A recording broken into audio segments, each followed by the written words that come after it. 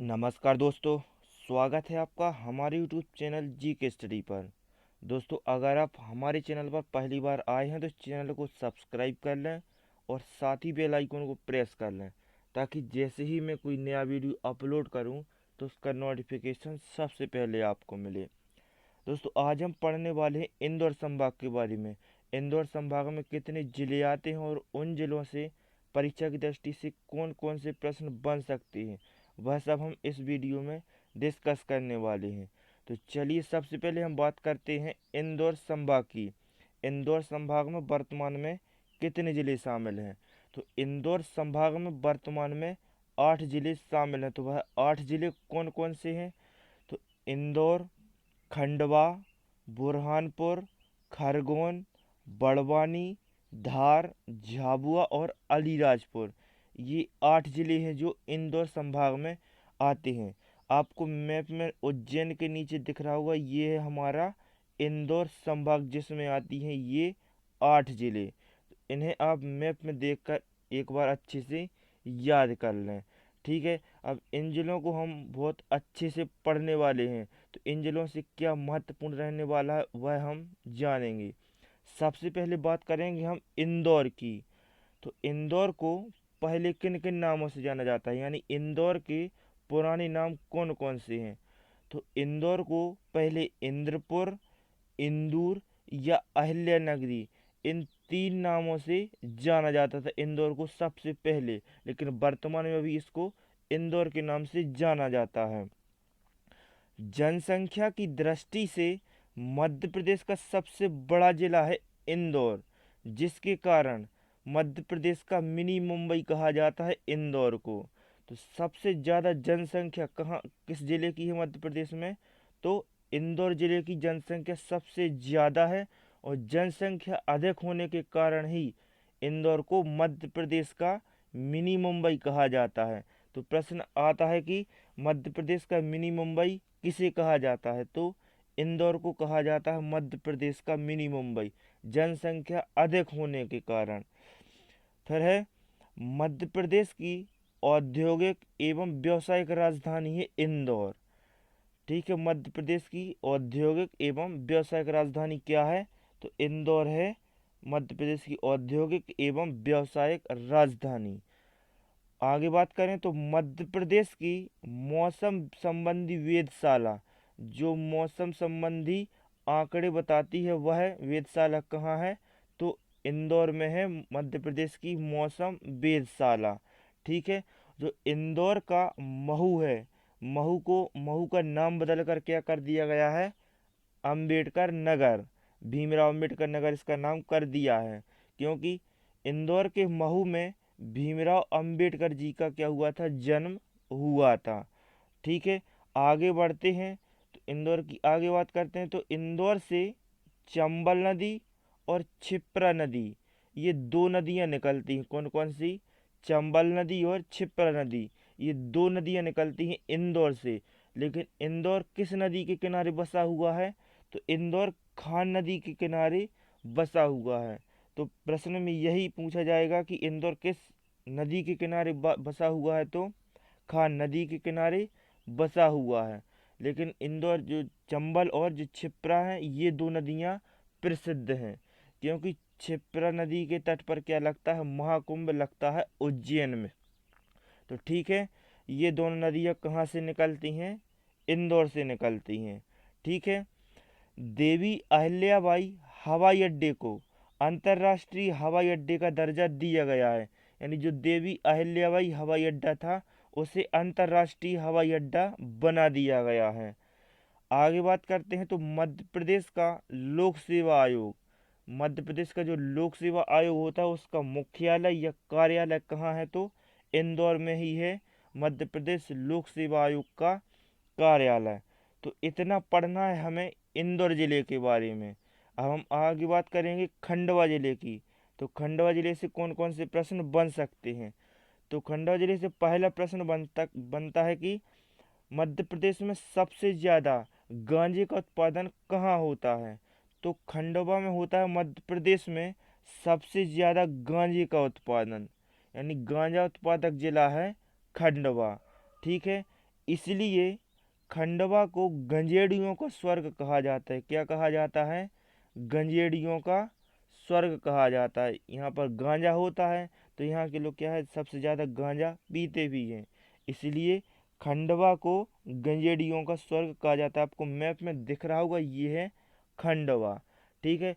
खंडवा में ही एक पुनासा करके ग्राम है, जहाँ नर्मदा नदी पर इंदिरा सागर परियोजना चलाई जा रही है। इंदिरा सागर परियोजना है, और पुनासा बांध भी खंडवा में है, पुनासा ग्राम में। ठीक है। और ओंकारेश्वर भी कहाँ है? तो खंडवा में है ओंकारेश्वर ज्योतिर्लिंग। परीक्षा में यही पूछा जाता है कि ओंकारेश्वर ज्योतिर्लिंग कहाँ है। खंडवा, खरगोन, और बहुत सारे ऑप्शन में रहेंगे, तो 4 ऑप्शन रहते हैं, उसमें से क्या होगा हमारा सही आंसर? खरगोन और एक खंडवा। ठीक है। चलिए आगे बढ़ते हैं। अगला जिला है हमारा बुरहानपुर। बुरहानपुर से कौन कौन से प्रश्न बन सकते हैं? तो सबसे पहले तो ही बुरहानपुर को जिला कब बनाया गया था?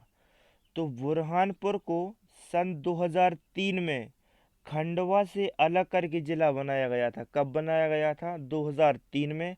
और किस जिले से अलग करके बनाया गया था? तो खंडवा से अलग करके बनाया गया था बुरहानपुर को। तो बुरहानपुर की सीमा क्या, देखो, महाराष्ट्र राज्य से लगी हुई है। ठीक है। मध्य प्रदेश का पहला ताप विद्युत केंद्र कौन सा है? तो चांदनी ताप विद्युत केंद्र। चांदनी ताप विद्युत केंद्र मध्य प्रदेश का पहला ताप विद्युत केंद्र है, जो कहाँ स्थापित किया गया था? बुरहानपुर में स्थापित किया गया था। ठीक है। नेपानगर का आपने नाम सुना ही होगा, जो अखबारी कागज या जो न्यूज छपती है, जो अपन देखता है सभी बुलवाते हैं अखबार। तो ठीक है। तो नेपा नगर में जो अखबारी कागज बनाने का कारखाना है, यानी जिस पर न्यूज छपती है, तो वो वह पेपर कहाँ बनता है? तो वह बनता है मध्य प्रदेश के बुरहानपुर के नेपा नगर में। ठीक है।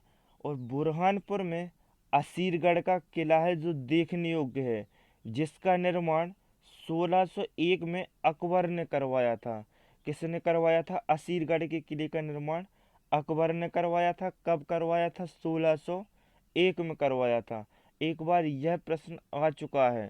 ठीक है, कि असीरगढ़ का किला कहाँ है? तो कहाँ है?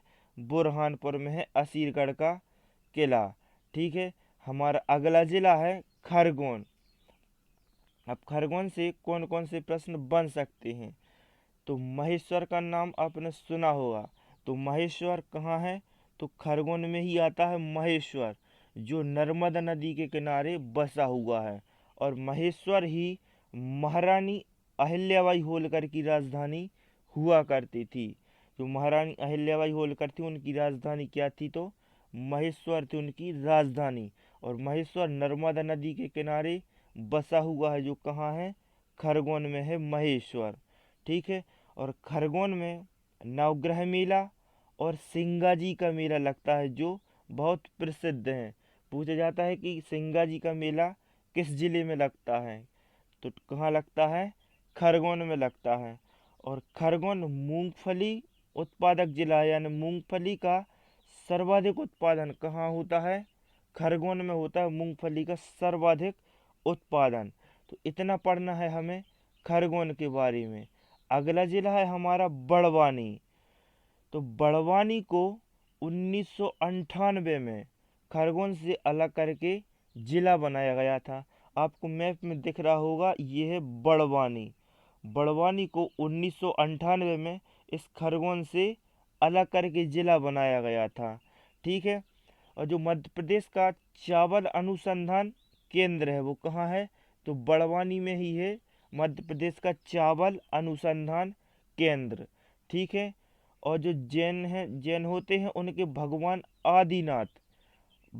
आदिनाथ जी की 72 फीट ऊंची प्रतिमा, यानी 72 फीट ऊंची मूर्ति कहाँ है? तो बड़वानी के 52 गजा में है भगवान आदिनाथ की 72 फीट ऊंची प्रतिमा। ठीक है।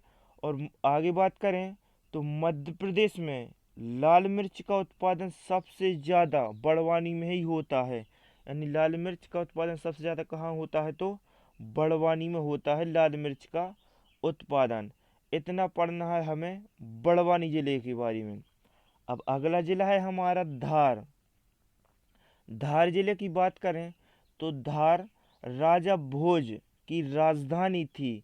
राजा भोज किस वंश के राजा थे? तो परमार परमार वंश के राजा थे राजा भोज, जिनकी राजधानी क्या हुआ करती थी? धार।